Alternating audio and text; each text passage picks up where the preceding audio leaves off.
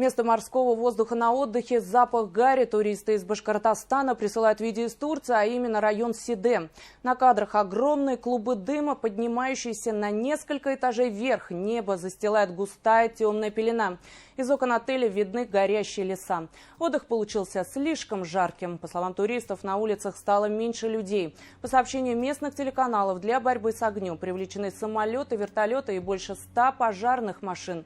На данный момент известно минимум о 53 пострадавших. Пока нет информации, есть ли среди них туристы из Башкортостана. В данный момент пролетел очередной вертолет с водой, который тушит пожар. Много пепла вокруг, в бассейне, на территории отеля. На море сегодня невозможно было дышать, запах гари был повсюду, было облако из гари, то есть было темно на пляже. Люди задыхались, надевали маски, бежали с моря.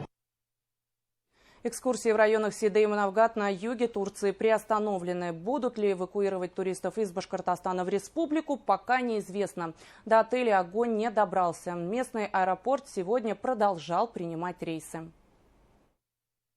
Сегодня наши туристы в 1:35 по уфимскому времени отправились на Анталийское побережье.